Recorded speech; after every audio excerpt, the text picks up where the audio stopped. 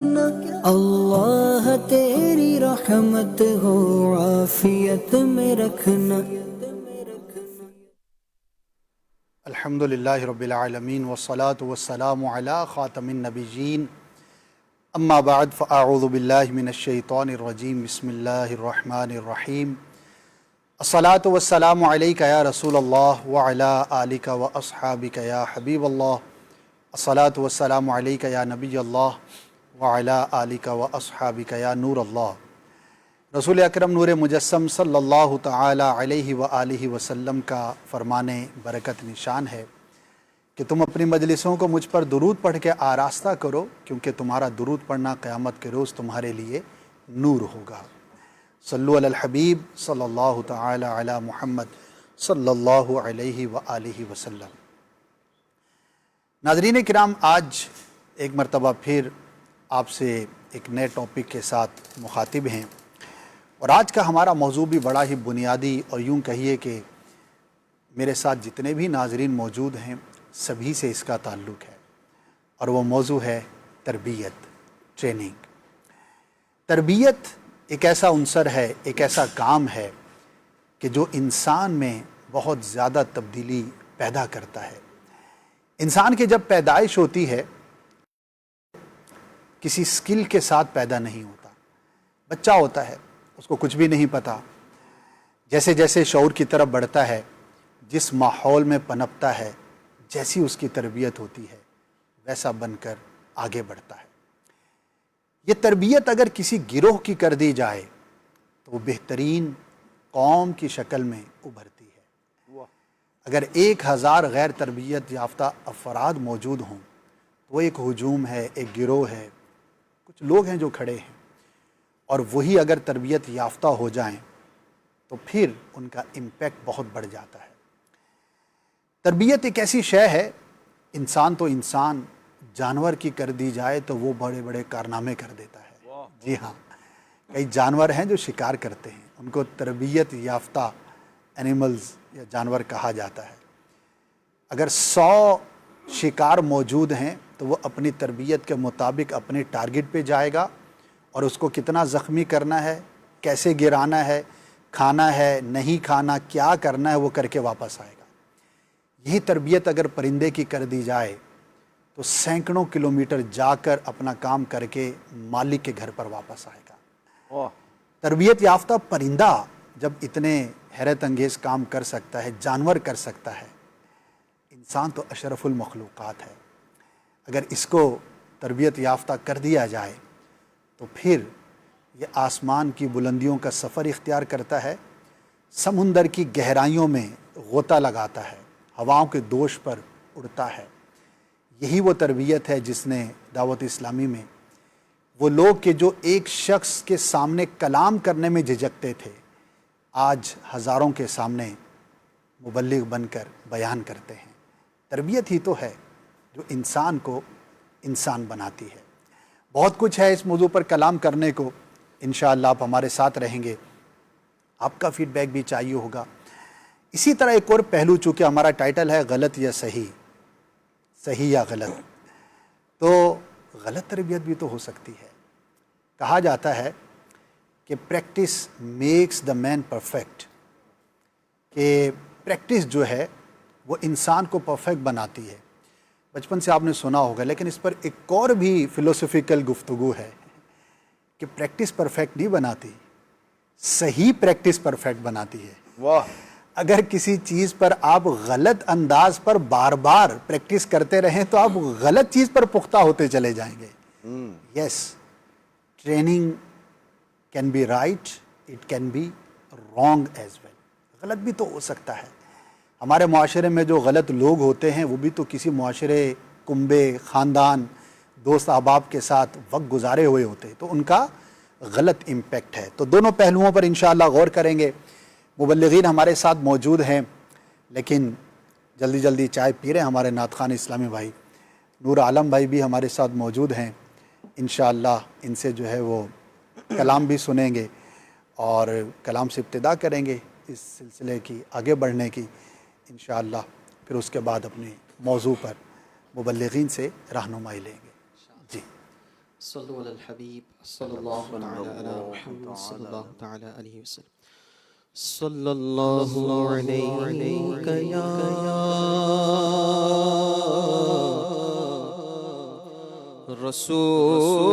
رسول اللہ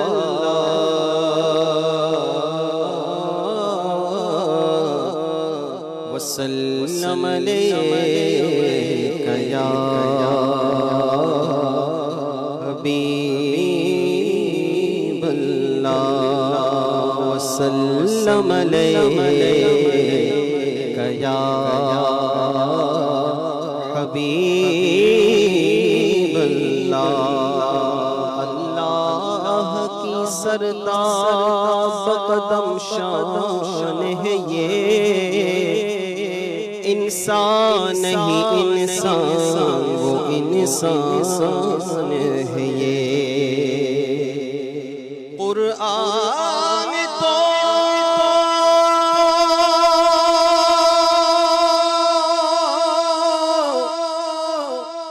قرآن تو ایمان بتاتا ہے انہیں اور ایمان یہ کہتا ہے میری جان ہے یہ وسلم علیک یا حبیب اللہ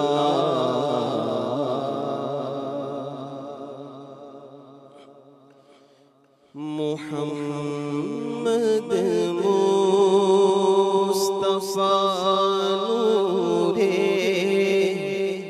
خدا نام خدا تم ہو محمد مصطفیٰ نور خدا نام خدا تم ہو محمد مصطفیٰ نور خدا نام خدا تم ہو شہ خیر الورا شان خدا صلی علی تم ہو شہ خیر الورا شان شہ خیر الورا شان خدا صلی علی تم ہو غریبوں درد مندوں کی دوا تم ہو دعا تم ہو غریبوں درد مندوں کی دوا تم ہو دعا تم ہو فقیروں بے نواؤں کی صدا تم ہو ندا تم ہو فقیروں بے نواؤں کی صدا تم ہو ندا تم ہو حبیب کبریا تم ہو امام الانبیاء تم ہو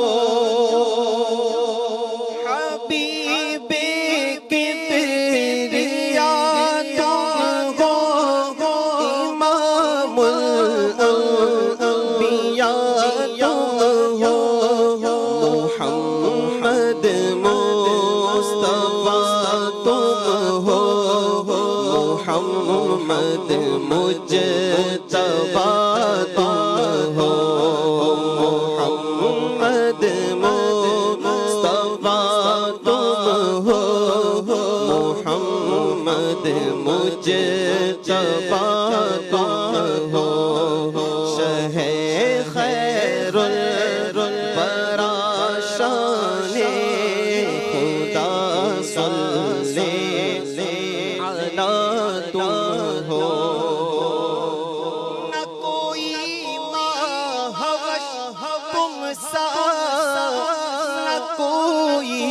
مہجبی تم سا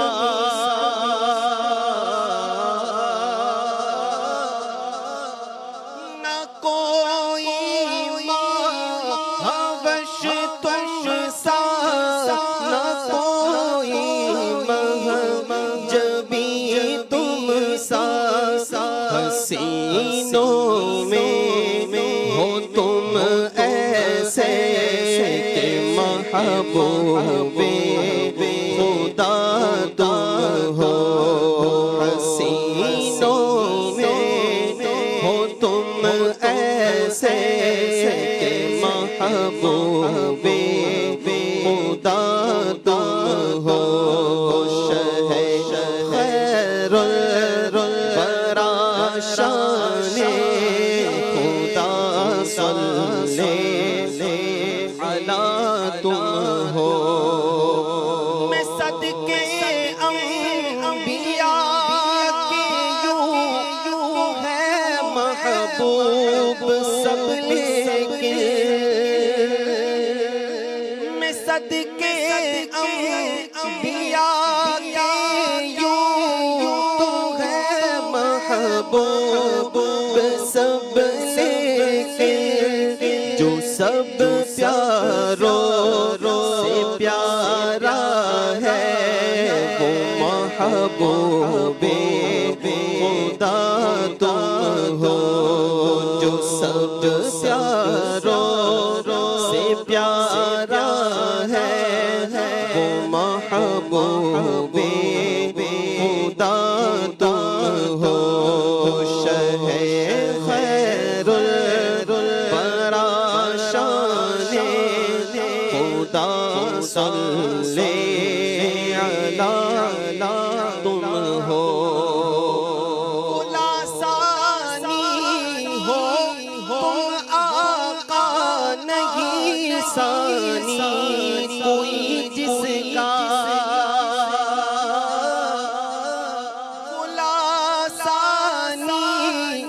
ہو تم آقا نہیں ثانی کوئی جس کا اگر ہے دوسرا کوئی تو اپنا دوسرا تم ہو اگر ہے دوسرا کوئی تو اپنا دوسرا تم ہو خدا کہتے نہیں بنتی جدا کہتے نہیں بنتی خدا کہتے نہیں بنتی جدا کہتے نہیں بنتی خدا پر اس کو چھوڑا ہے وہی جانے کہ کیا تم ہو خدا پر اس کو چھوڑا ہے وہی جانے کہ کیا تم ہو خیر الورا شان خیر الورا شان خدا صلی علی تم ہو اور انا من حامد و حامد رضا منی کے جلووں سے انا من حامد و حامد رضا منی کے جلووں سے بحمد اللہ رضا حامد ہے اور حامد رضا تم ہو بحمد اللہ رضا حامد ہے اور حامد رضا تم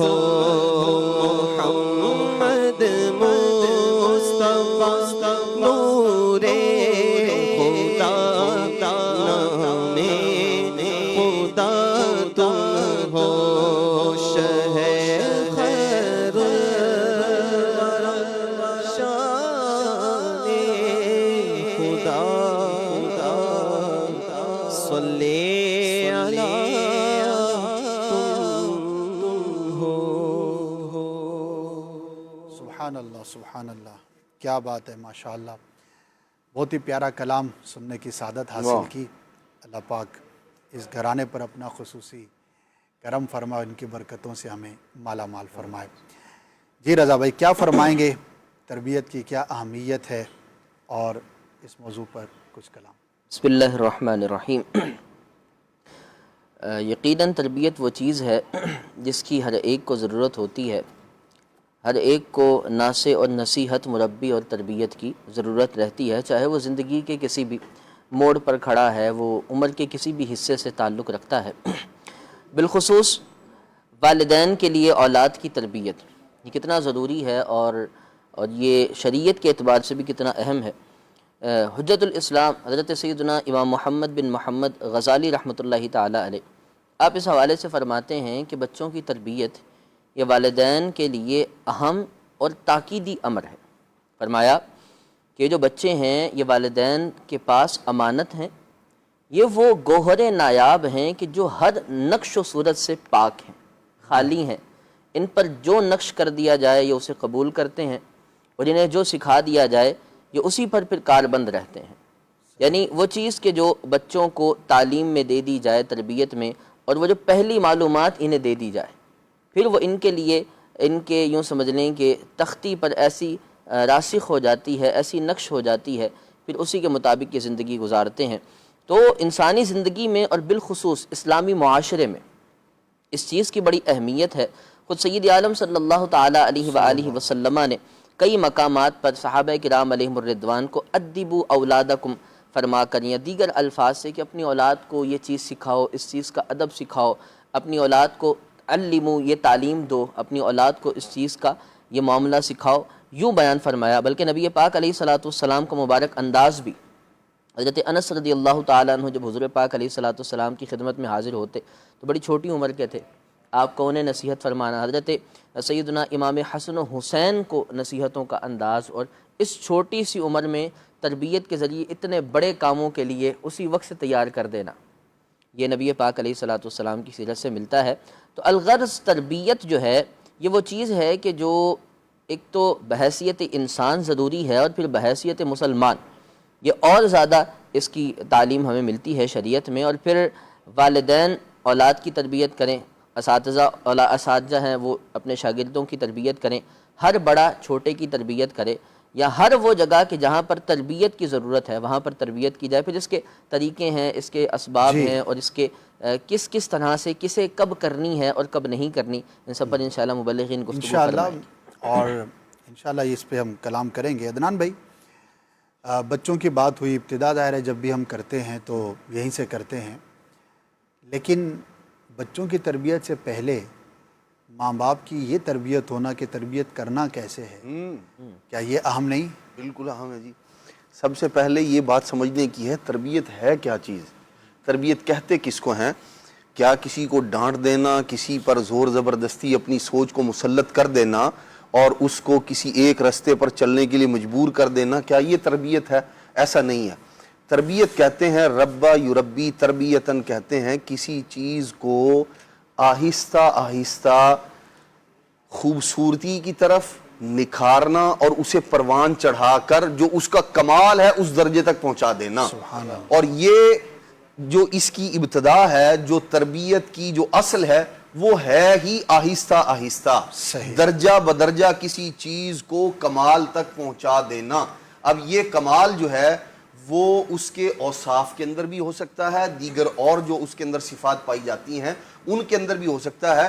کمال پر پہنچا دینا یہ ظاہر سی بات ہے ایک دفعہ نہیں ہوتا کہ آپ نے ایسے جمپ لگایا اور وہاں پہنچ گئے، بلکہ تربیت کے اندر آہستہ آہستہ سمجھانا، ایک دفعہ سمجھایا، دوسری دفعہ سمجھایا، پھر تیسری بار سمجھایا، اور پھر اس کے اندر ان چیزوں کو ایڈ کرتے جانا۔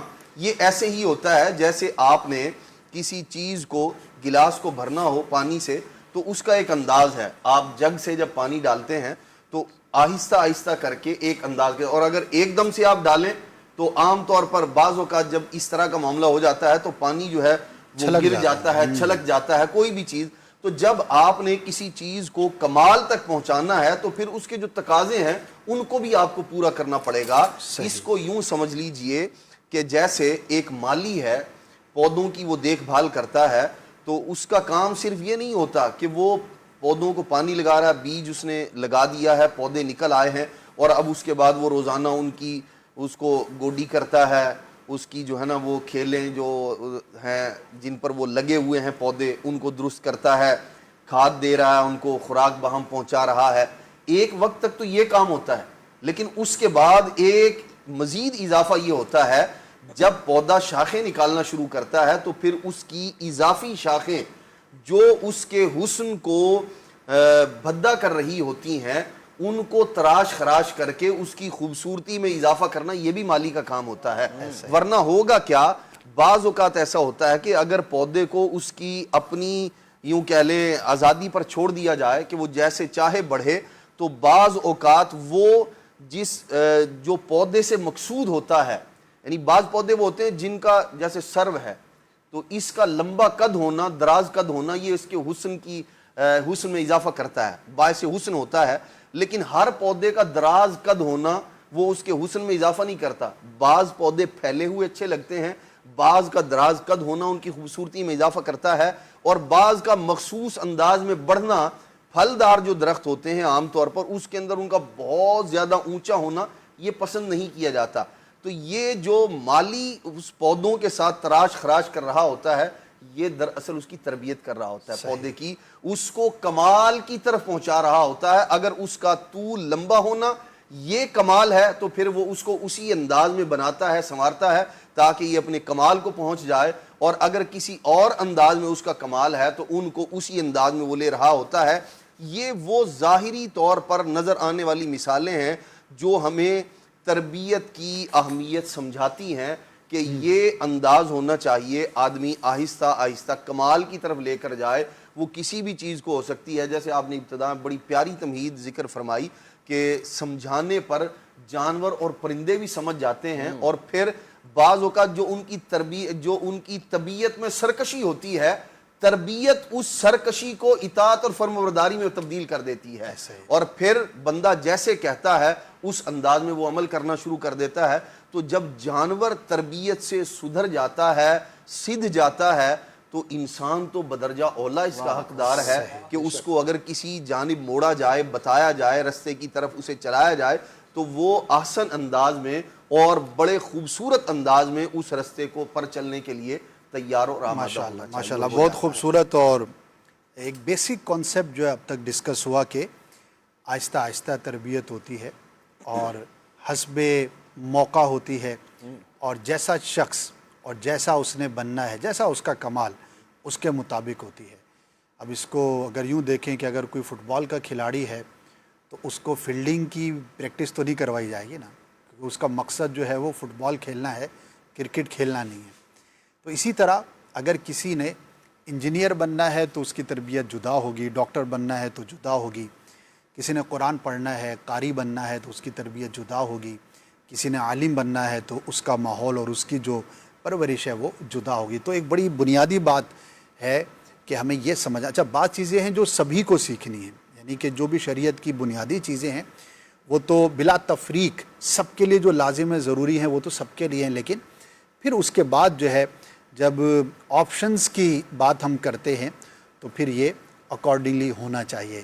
یہاں پر بعض اوقات ایک غلط طریقہ یہ اختیار کیا جاتا ہے کہ سبھی کو ایک انداز پر آگے بڑھنے کو کہا جاتا ہے. ماں باپ سے بھی بعض اوقات یہ کمی ہو جاتی ہے، بعض اوقات اساتذہ بھی جو غیر تجربہ کار ہوتے ہیں اس طرح کر پاتے. اسی طرح اگر کوئی کسی کا مینٹور ہے تو اس کو بھی اس بات کا خیال رکھنا چاہیے. ایاز بھائی یہ بتائیے کہ تربیت کرنا آسان ہے یا مشکل ہے؟ کیا یہ اتنا مشکل کام ہے کہ ہو ہی نہیں سکتا؟ آپ کیا سمجھتے ہیں اور کیا ناظرین کو کہیں گے؟ ہو سکتا ہے ناظرین سوچ رہے ہوں کہ یار جب اتنا ہی باریک کام ہے تو چھوڑو کچھ اور ہی کر لیتے ہیں. اسد بھائی، کرنے والوں کے لیے آسان ہے اور نہ کرنے والوں کے لیے مشکل ہے. اور یہاں پر آپ نے جیسے ابھی ایک سوال کیا عدنان بھائی سے کہ جب وہ تربیت کرنے والے کو کیسا ہونا چاہیے. سب سے پہلے دیکھیں، ہم بچوں کی تربیت کے اوپر ہم بات کر رہے ہیں. تو بچے کی سب سے پہلی تربیت گاہ کیا ہے؟ ماں کی گود. یعنی وہ سب سے پہلے جو ہے وہ جن لوگوں سے وہ سیکھتا ہے وہ ہے اس کے والدین، وہ ہے اس کے ماں باپ. تو ظاہر سی بات ہے اب آپ یہ دیکھ لیں کہ آپ اپنے بچے کو کیسا بنانا چاہتے ہیں. دنیاوی طور پر صرف کامیاب بنانا چاہتے ہیں یا دنیا کے ساتھ ساتھ اخروی طور پر بھی کامیاب بنانا چاہتے ہیں؟ کیونکہ جیسے ابھی ہم نے ذکر کیا جو جیسا بننا چاہتا ہے ویسا. تو ظاہر سی بات ہے کہ جب آپ اپنے بچے کے لیے اگر دنیاوی طور پر اس کو کامیاب دیکھنا چاہتے ہیں تو ظاہر ہے آپ اس کے مطابق ہی آپ اسٹرگل کریں گے، اس کے مطابق ہی آپ کوشش کریں گے. اور اگر دنیا کے ساتھ ساتھ اخروی طور پر کامیاب کرنا چاہتے ہیں تو یقیناً اس کا جو ہے وہ شریعت مطہرہ نے بڑے پیارے اصول ہمیں جو ہے وہ عطا فرمائے. تو تربیت کرنے کا ذہن ہونا چاہیے. جو والدین اپنی اولاد کو اچھا دیکھنا چاہتے ہیں، کچھ بنانا چاہتے ہیں، دنیا آخرت سنوارنا چاہتے ہیں، پھر میرا خیال ہے ان کو مشقت تو ضرور ہے، اس میں آزمائش تو ضرور ہے، لیکن اگر ان کا ذہن بنا ہوا ہوگا کہ مجھے اپنے بچے کو لے کر چلنا ہے تو انشاءاللہ الکریم یہ کام آسان ہو جائے گا. کیسے کریں؟ یعنی کہ اب اس طرح بڑھتے ہیں کہ یہ تو بات ہوگی کہ بہت اہم ہے اور ابتدا سے ہی ہونی چاہیے، تو سادہ لا ہیں تو اس پہ جو لکھیں گے یہ سارا کلام ہو گیا. تو کچھ ٹپس بھی تو بتائیں، کیا ایسا کریں کہ ہم ایک اچھے انداز پر اپنے چھوٹوں کی، خواہ وہ بھائی بہن ہوں یا اولاد ہوں، تو کیا ایسا کرنا چاہیے کہ جس سے بہتر انداز پر ہم تربیت کر سکیں؟ جی اسد بھائی، سب سے پہلے بنیادی بات تو یہ ہے کہ اپنے بچے کی نفسیات کو سمجھیں. سب سے پہلے یہ ایک بنیادی جس کو آپ کہیے کہ ٹول ہے، اصول ہے کہ آپ جس کی تربیت کرنا چاہتے ہیں اس کی نیچر آپ جو ہے وہ پہلے سمجھیں کہ بچہ جو ہے وہ اس کا مزاج کیسا ہے، اس کی نیچر کیسی ہے. اس کے مطابق جو ہے وہ آپ اس کو سب سے پہلے آپ اس کی نیچر سمجھ لیں، اس کی نفسیات سمجھ لیں، پھر اس کے مطابق آپ کو اس کی تربیت کرنے میں جو ہے وہ آسانی ہوگی. کیونکہ بچے تو ہوتے ہیں گھر میں لیکن سب بچے ایک جیسے نہیں ہوتے، ساری اولاد ایک جیسی نہیں ہوتی. تو اس میں جو ہے وہ سب سے پہلی طور پر ان کی نفسیات کو سمجھنا جو ہے وہ یہ بے حد ضروری ہے. دوسری طور پر کہ جیسے ابھی تربیت کے لفظ میں ہی پوشیدہ ہے کہ آہستہ آہستہ لے کر چلنا ہے. آپ عمر کے جس حصے میں موجود ہیں یقیناً آپ تجربات اور غلطیوں سے سیکھ کر آپ جو ہے وہ ایک سٹیج پر، ایک مقام پر پہنچ چکے ہیں. آپ چاہیں کہ آپ کا بچہ بھی ایک دم سے ان ساری منازل کو طے کر لے اور یہ سارے مرحلے طے کر کے جیسا آپ فرما رہے ہیں وہ ویسے ہی سر جھکا کر اس پر عمل کرنا شروع کر دیں، یہ ظاہر سی بات ہے پاسبل نہیں ہے. آپ کو سٹیپ بائی سٹیپ اس کو جو ہے وہ لے کر چلنا پڑے گا، آہستہ آہستہ اس کو جو ہے وہ سکھانا پڑے گا، جو اس کی ضرورت کے مطابق چیزیں وہ اس کو سکھانا. سب سے پہلے ہم جو وہ اخلاقیات کے اوپر ہم دیکھتے ہیں کہ اخلاقیات کو جو ہے وہ بہتر بنانے کی ایک بنیادی طور پر ہمارے معاشرے میں ضرورت ہے. تو سب سے پہلے اپنے بچے کے اخلاق کو، جیسے شریعت مطہرہ ہمیں سکھاتی ہے کہ بات کرنے کا انداز اچھا، آپ جناب سے گفتگو کرنا سکھائے. اسی طریقے سے جو ہے وہ اونچی آواز کے بجائے آہستہ آواز میں بات کرنا سکھائے. اسی طریقے سے جو ہے وہ آپ اگر خرچ کے اوپر آئیں تو سخاوت کرنا سکھائے، خودداری سکھائے. بچہ 7 سال کی عمر کو پہنچ رہا ہے تو نماز کے تعلق سے سکھائے. فرائض علوم اس کی طرف متوجہ ہو رہے ہیں تو آپ جو ہے وہ فرائض اس کو سکھائے. اسی طریقے سے جب وہ علم کے زیور سے اس کو آراستہ کرائے، جو اس کی بنیادی ضروریات ہیں ان کو جو ہے وہ سکھائے. اچھا اب دیکھیے کہ مثال کے طور پر تربیت کرنا مشکل ہے یا آسان. اب دیکھیے جیسے کھانا کھانے ہم بیٹھ رہے ہیں، ہم بھی تو کھانا کھانے بیٹھ رہے ہیں، بچہ ہمارے ساتھ بیٹھ رہا ہے، تو ہم دعا پڑھ کے کھانے کا آغاز کریں، کھانے سے پہلے کی سنتیں اور آداب کو اختیار کریں. اسی کے ضمن میں کھاتے کھاتے نبی کریم علیہ الصلوۃ والسلام کی اس تعلق سے ہم چند سنتیں اور آداب بیان کرنا شروع کر دیں. آہستہ آہستہ بچے کے لیے یہ موٹیویشن کا سلسلہ ہو جائے گا. اچھا اسی طریقے سے مسجد لے کر جا رہے ہیں تو مسجد میں کیوں ہم جاتے ہیں، کس مقصد کے لیے جاتے ہیں؟ مسجد اللہ کا گھر ہے، اس کے احترام کے تعلق سے تربیت کرنا شروع کر دیں. اسی طریقے سے جو ہے وہ آپ لباس پہن رہا ہے بچہ تو بسم اللہ پڑھ کر لباس پہننے کی ترغیب پیش کر دیں. اسی طریقے سے بچہ سو رہا ہے تو سوتے وقت کی دعا پڑھنے کا ایک معمول بنائے. یعنی گریجولی کوئی روٹین کے بہت سارے کام ہم خود کر رہے ہوتے ہیں، بس انہیں اپنے بچوں کے ساتھ کنیکٹ کر کے ہم بیان کرنا شروع کر دیں، ان کو سمجھانا شروع کر دیں، ان کے سامنے اس چیز کو جو ہے وہ ایک بتانا شروع کر دیں تو یہ چیز آہستہ آہستہ آہستہ بچوں کے ذہن میں نقش ہوتی چلی جاتی ہے. ایسا ہی ہے. اور آپ دیکھیے نا، بچہ اگر بالفرض دینی ماحول سے وابستہ ہے، مدرسۃ المدینہ میں کچھ سنت اور آداب سیکھ کر آتا ہے، گھر آتا ہے تو ماں باپ کو بھی بتا رہا ہوتا ہے کہ آج ہم نے یہ سنت اور آداب سیکھی ہے. تو یہ کیا ہے کہ جب ہم اس کو اپنے بچے کو گھر میں بھی سکھانا شروع کر دیں گے تو ظاہر سی بات ہے اس کا امپیکٹ باہر معاشرے میں پڑنا بہت شروع زیادہ ہوگا. ایسا ہی ہے. اور جو بھی بات ہوئی کہ ہم خود کریں اور بچوں کو سکھائیں, یعنی کہ تربیت ٹھیک ہے کہ لیکچر کے ذریعے بھی ہوتی ہے, بٹھا کر سمجھانے کے ذریعے بھی ہوتی ہے, وہ بھی ایک موڈیول ہے جو کہ ہمیں اپنانا چاہیے. لیکن جو سب سے بیسک اور بنیادی بات ہے کہ بچہ سب سے زیادہ دیکھ کر سیکھتا ہے. جیسا اس کے سامنے کیا جاتا ہے ویسا وہ کرنا شروع ہو جاتا ہے. تو اگر ہم اپنے گھر میں, اگر اسکول میں, تو ٹیچر وہاں پر اور جو بھی بڑے ہیں, تو جیسا ان کا اپنا انداز ہوگا ویسا ہی بچہ سیکھتا چلا جائے گا. اور بچہ جو ہے وہ بڑا ہی فاسٹ لرنر ہوتا ہے. یعنی بچے کی جو عمر ہوتی ہے اس کے اندر سیکھنے کی جو خواہش ہوتی ہے, جو تمنا ہوتی ہے اور جو صلاحیت ہوتی ہے وہ بہت زیادہ ہوتی ہے. اور اس کی ایک وجہ یہ بھی ہے کہ اس کا دماغ خالی ہوتا ہے. یعنی اس کو کما کے نہیں لانا یہ پریشانی نہیں ہے, اس نے کوئی شادی بیاہ کی رسومات کے بارے میں غور نہیں کرنا, اس کے دماغ کے اندر کوئی اس طرح کا برڈن نہیں ہے, اس نے جا کے کوئی ملک فتح نہیں کرنا. بچہ ہے تو اس کے ذہن کے اندر بہت سارا ایسا گیپ اور اسپیس ہوتا ہے کہ جسے فل کیا جا سکتا ہے. تو بہت بنیادی چیز ہے. جیسے کتاب کے بارے میں کہا جاتا ہے کہ اگر آپ چاہتے ہیں کہ آپ کا بچہ بھی پڑھنے والا بنے تو آپ کہیں, اچھی بات ہے, کہنے سے بھی وہ سیکھے گا. لیکن آپ اپنے گھر میں بچوں کے سامنے اگر کتاب لے کر بیٹھ جائیں تو وہ دیکھ کر یہ سیکھنا شروع کر دے گا کہ یہ ایک بہت ہی اچھا کام ہے. وہ آپ سے انسپریشن حاصل کرے گا. آپ کے گھر میں لائبریری ہونی چاہیے, کچھ کتابیں رکھی ہوئی ہونی چاہیے, گاہے بگاہے آپ اسٹڈی کرتے ہوئے, مطالعہ کرتے ہوئے نظر آئیں تو بچہ خود بخود جو ہے وہ سیکھنا شروع کر دے گا.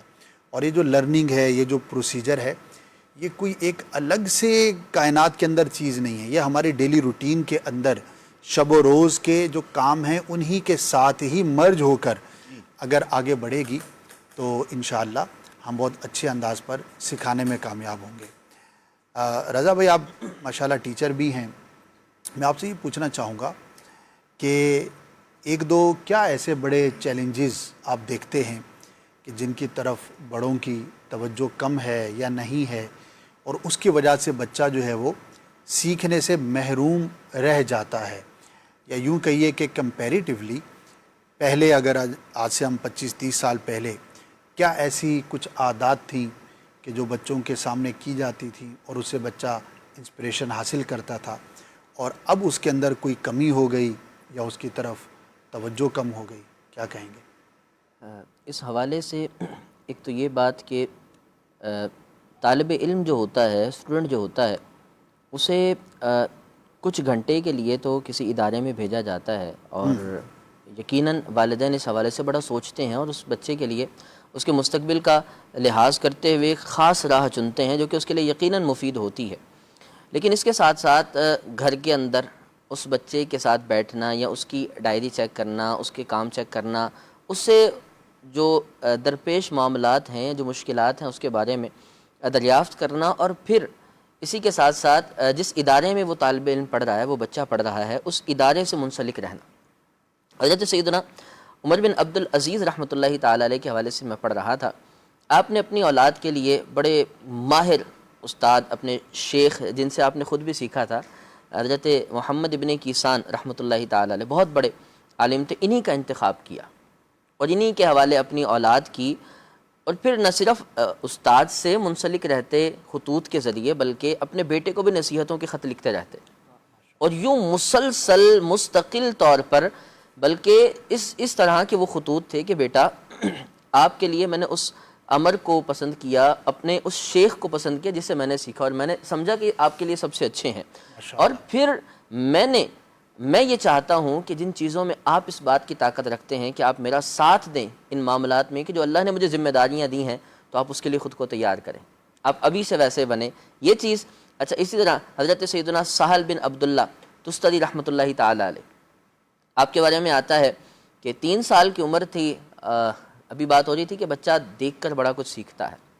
اسی طرح حضرت عبداللہ ابن عباس رضی اللہ تعالی عنہما, نبی پاک علیہ الصلاۃ والسلام کے قیام اللیل کو دیکھنے کے لیے جب اپنی خالہ کے ہاں آئے اور حضور کا قیام دیکھا, پھر ساتھ آ کے کھڑے ہوئے سیکھا, سٹارٹ کیا.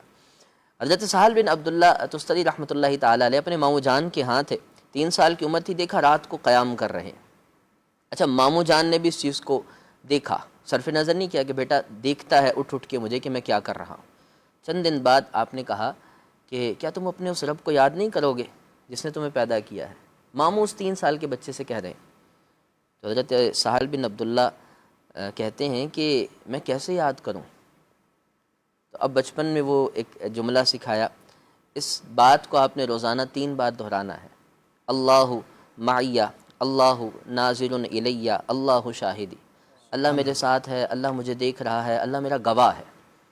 کچھ دن 3 بار، اب اسے 5 بار کریں، اب اسے 7 بار کریں، اب اسے 11 بار کریں. پھر آگے کے مراحل اب عبادت کی طرف لائے. اور پھر وہ حضرت سہل بن عبداللہ فرماتے ہیں کہ میں نے اپنی زندگی میں اس جملے کی ایسی لذت پائی.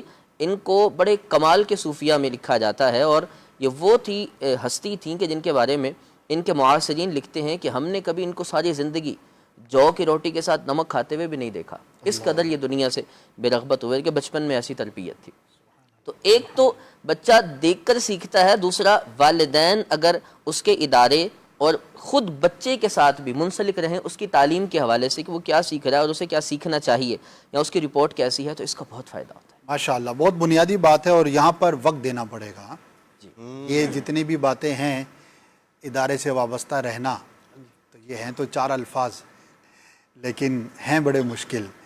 اساتذہ سے رابطے میں رہنا، پرنسپل یا ناظم صاحب سے پوچھتے رہنا، تو بہرحال وقت دینا پڑے گا اور دینا چاہیے. آج اگر ہم بات کریں تو والدین جو ہے وہ وقت کم دے پاتے ہیں، اپنی چیزوں میں اپنی اور الجھنوں میں سلجھنوں میں مصروف رہتے ہیں. ظاہر ہے وہ زندگی کا حصہ ہے، لیکن جس اولاد کو آپ بہت کامیاب دیکھنا چاہتے ہیں تو ابھی سے آپ کو ان کو جو ہے وہ وقت دینا پڑے گا. عدنان بھائی، میں نے کہیں پہ پڑھا تھا کہ انسان ساری زندگی سیکھتا ہے اور علم کی کوئی انتہا نہیں، سیکھنے کی بھی کوئی انتہا نہیں ہے، لیکن بچپن میں جو والدین اپنی اولاد کو وقت دیتے ہیں، ان کے ساتھ بات چیت کرتے ہیں، تو ان کے اندر ایک خود اعتمادی پیدا ہوتی ہے. اور جو والدین وقت نہیں دیتے تو ان کے بچوں کے اندر خود اعتمادی کی کمی ہو جاتی ہے، اور یہ جو کمی ہے وہ پھر ان کے ساتھ بعض اوقات بڑی عمر تک رہتی ہے. اور بہت سارے ایسے کام ہوتے ہیں کہ جو وہ کرنا چاہتے ہیں لیکن نہیں کر پاتے، اور اس کی ایک وجہ یہ ہوتی ہے کہ بچپن میں ماں باپ نے انہیں اس طرح کا وقت نہیں دیا ہوتا. تو یہاں پر یہ گزارش کروں گا کہ ضرور اپنے بچوں کو وقت دیں، ان کے ساتھ ٹائم سپینڈ کریں اور ان کے معاملات کو سنیں. اور آج کے بچے جو ہے وہ ماشاءاللہ یوں دیکھا جائے ایک پازیٹیو بات ہے کہ کافی تیز ہیں، کافی شارپ ہیں، اور اس کی ایک وجہ یہ ہے کہ ان کو ایکسپوجر بہت حاصل ہے. یعنی آج سے پہلے بچوں کے پاس اتنی معلومات نہیں تھی، ایکسپوجر نہیں تھا، تو ظاہر ہے کہ ان کی دماغ کی وہ صلاحیتیں اس طرح کھل کے نہیں آ پاتی تھی. لیکن آج بڑی کم عمری میں ہی بچوں کو بہت کچھ دیکھنے کو سننے کو مل جاتا ہے، ایکسپوجر ان کا بڑا فاسٹ ہوتا ہے. تو ہمیں بھی اسی حساب سے پھر ان کے ساتھ جو ہے وہ ڈیل کرنا چاہیے اور ان کے ساتھ جو ہے نا وہ آگے بڑھنا چاہیے. عدنان بھی میں چاہوں گا کہ ایک میٹر ہے، اس میں صحیح بھی ہے اور غلط بھی ہے. آج بچوں کی تربیت میں ان کو خود اعتماد تو بنانا چاہیے، ایک اچھی بات ہے، لیکن اس چکر میں بعض اوقات بے احترام ہو جاتے ہیں اور تعظیم کے اندر کمی نظر آتی ہے، بے باک ہو جاتے ہیں. اس کو کیسے ایڈریس کریں گے؟ یقیناً بچوں کی تربیت تو والدین کو کرنی ہے، اور جو سربراہ ہے یا استاد ہے یا جس کے ماتحت کچھ ایسے افراد ہیں، بچے ہیں، اصل میں تربیت کا تعلق صرف بچپن سے نہیں ہے. اس بات کو بھی ہمیں سمجھنا پڑے گا. ایسا نہیں ہے کہ اگر کوئی بچپن کی عمر سے کچھ بڑا ہو گیا تو بس جی اب ختم، یہ تو سمجھ ہی نہیں سکتا. اب ایسا نہیں ہے. تربیت کی بندے کو زندگی کے ہر شعبے میں تقریباً ہر وقت ضرورت ہوتی ہے. کہا جاتا ہے جب کوئی آدمی یہ سوچ لیتا ہے، یہ سمجھ لیتا ہے مجھے تربیت کی ضرورت نہیں، تو اس نے اپنی اصلاح کا دروازہ بند کر لیا. اب اس کو تربیت کی زیادہ ضرورت ہے. جس نے یہ سمجھ لیا کہ مجھے تربیت کی ضرورت نہیں ہے، یہ جدا بات ہے کہ کس عمر میں کس یوں کہہ لیں کہ زندگی کے حصے میں کس شے کی تربیت کی ضرورت ہے، یہ ایک جدا بات ہے۔ اب ایسا نہیں ہے کہ ایک آدمی ایک زندگی کا حصہ جو گزار چکا، جس کا زندگی میں دوبارہ اب اس سے واسطہ نہیں پڑے گا، اس کو کہا جائے جناب اب آپ یہ سیکھنے کے لیے بیٹھ جائیں، ایسا نہیں ہے۔ اب جس جگہ پر وہ ہے، یا تو اس کے اندر جو کمی ہے اس موقع پر تو اس کو پورا کیا جائے گا، یا مستقبل کے اعتبار سے دیکھا جائے گا۔ تو تربیت ہر وقت بندے کو ضرورت رہتی ہے، اور ظاہر سی بات ہے کہ اب وہ سیکھنے کی کیا ضرورت ہے، اس کا بندے کو جو ہے وہ اندازہ کرنا چاہیے کہ مجھے کیا سیکھنا ہے اور کیا میرے لیے مفید ہے۔ دراصل ہوتا یہ ہے، پہلے اگر ہم بزرگان دین کے زمانے میں دیکھیں تو ان بچوں کو اپنے لیے رول ماڈل اپنے گھر میں ہی مل جایا کرتا تھا۔ انہیں ایسا نہیں ہوتا تھا کہ مجھے کیسا بننا ہے۔ ابتدائی جو موٹی موٹی باتیں ہوتی ہیں اس پر اگر غور کیا جائے تو اس کے لیے ایسا نہیں ہوتا تھا کہ مجھے نمازی بننا ہے، نماز پڑھنے والا بننا ہے، تلاوت قرآن کرنے والا بننا، جو بنیادی چیزیں ہیں۔ تو اس کے لیے وہ گھر سے باہر نکلے گا، دیکھے گا کوئی آدمی نماز پڑھنے والا ہے، کوئی تہجد میں اٹھنے والا ہے، کوئی تلاوت قرآن کرنے والا ہے، اس کو وہ تلاش کرے گا، پھر اس کو رول ماڈل بنائے گا، پھر اس کے مطابق عمل کرے گا۔ ایسا نہیں ہوتا تھا۔ حضرت سہل بن عبداللہ تستری رحمۃ اللہ تعالی علیہ، آپ کو اپنے لیے رول ماڈل باہر تلاش کرنے کی ضرورت نہیں پڑی، گھر میں ہی ماموں جان موجود ہیں۔ حضرت سیدنا عبداللہ بن عمر رضی اللہ تعالیٰ عنہ کو باہر جا کر جو ہے تلاش کرنے کی ضرورت نہیں پڑی، والد گرامی گھر میں ہی موجود ہے۔ سبحان اللہ۔ اسی طرح اور جو افراد اس طرح کے گزرے ہیں، جب ہم دیکھتے ہیں وہ جو والدین ہوا کرتے تھے وہ اپنی اولاد کے معاملے میں وہ مخلص ہیں کہ ہم نے اپنے بچے کی جہاں دنیاوی اعتبار سے تربیت کرنی ہے وہاں اخروی اعتبار سے بھی اس کی تربیت کرنی ہے، جو وہ خود کیا کرتے تھے، جیسا وہ اپنی اولاد کو بننا دیکھنا چاہتے تھے ویسے وہ کام کرتے تھے۔ 5 6 7 سال کی عمر تک بچہ دیکھ کر اس کے ذہن میں بار بار دیکھنے سے ایک بات، ایک سوچ جو ہے وہ پختہ ہو جایا کرتی تھی، اور پھر وہ اس کے مطابق عمل کرنا شروع کر دیا۔ ایک بڑی عجیب سی بات ہے، اور سب تو ایسا نہیں کہتے ہوں گے، نہ کرتے ہوں گے، لیکن آج کل ایک بیماری کہہ لیجئے یا ایک رجحان جو کہ غلط ہے کہ یار بچوں کو خوف خدا کی بات کیوں کریں، یہ تو ان کے لیے نقصان دہ ہوگا، بچوں کے سامنے جہنم کا تذکرہ کیوں کریں، بچوں کے سامنے جو ہے وہ اس طرح کی عذاب کی بات جو ہے وہ نہیں کرنی چاہیے۔ تو اس طرح کا کلام بعض نادان جو ہے وہ کیا کرتے ہیں، تو اس کے بارے میں کیا فرمائیں گے؟ دراصل اسد بھائی یہ سمجھانے والے پر ڈیپینڈ کرتا ہے کہ وہ اس کو بچے کو سمجھا کس انداز میں رہا ہے۔ کیا اس سمجھانے سے اللہ تبارک و تعالیٰ کی محبت بچے کے دل میں پیدا ہو رہی ہے، اللہ تبارک و تعالیٰ کی ناراضی کا خوف کہ میرا والد مجھ سے ناراض ہو جائے، مجھے یہ چیز گوارا نہیں ہے، والدہ ناراض ہو جائے جو مجھے میری ضرورتوں کو پورا کر رہی ہیں، میرے کام آ رہے ہیں، کبھی بھی بچہ اس بات کو پسند نہیں کرتا۔ تو اگر اس بچے کی تربیت یہ کی جائے، بیٹا یہ جو ہم تمہاری تربیت کر رہے ہیں، تمہاری جو ضروریات کو پورا کر رہے ہیں، یہ دے کون رہا ہے؟ یہ اصل میں خالق و مالک اللہ تبارک تعالیٰ جس نے پیدا کیا ہے وہ دینے والا ہے۔ تو جیسے آپ اس بات کو برا سمجھتے ہیں کہ آپ کے والد ناراض ہو جائیں تو آپ فکر مند ہو جاتے ہیں، تو جو والد کو دینے والا ہے اس کو ناراض کرنے والا کام کیوں کریں؟ مسئلہ یہ ہے کہ اس بندے کی خود کی تربیت نہیں ہے بیچارے کی، جس نے سمجھانا ہے۔ تو جب خود والدین اس معاملے میں کہ جب دراصل جو شریعت کے تقاضے ہیں، ظاہر سی بات ہے جب ایک شخص نکاح کرتا ہے تو کچھ مسائل کا سیکھنا جاننا اس پر لازم و ضروری ہوتا ہے، جو نکاح سے پہلے ہیں، جو اس یوں کہہ لیں پریکٹیکل جو لائف ہے اس میں آنے سے پہلے سیکھنے کے ہوتے ہیں۔ ہم سارے کام کاج کر کے اس کے بعد کہتے ہیں جی اب یہ کر لیا اب بتائیے، حالانکہ وہ جو آپ نے کر لیا ہے وہ کرنے کا عمل آپ نے پہلے سیکھنا تھا، اس کے بعد کرتے تو پھر آپ کو بتایا جاتا کہ اب ایسے کیا ہے۔ جیسے ہمارے معاشرے کے اندر سمجھانے ہی پر اگر دیکھا جائے، کئی نوجوان اور کئی ایسے افراد آپ کو ملیں گے جو کچھ سمجھانے والے لوگوں سے تنگ آئے ہوئے ہوتے ہیں۔ صحیح۔ وہ کہتے ہیں جی بس میں تو ایک بار مسجد گیا تھا اور بس ایک بزرگ کے ہتھے چڑھ گیا، اس نے مجھے جو ہے مسجد سے نکال باہر کیا، اور یہ مطلب اس طرح کے بہت سارے افراد ملیں گے۔ اچھا گھر میں بھی بعض افراد کا اس طرح کا انداز ہوتا ہے، ہر بات پہ ٹوکنا، اور بلا وجہ ایک تو ٹوکنا، اور پھر موقع محل ہے نہیں ہے 4 افراد کے سامنے بچوں کو جھاڑ دیا، اپنے مہمان آئے ہوئے گھر بھرا ہوا ہے، اور آپ اب یہ چاہتے ہیں کہ سب کے سامنے اپنے بچے کی تربیت کریں۔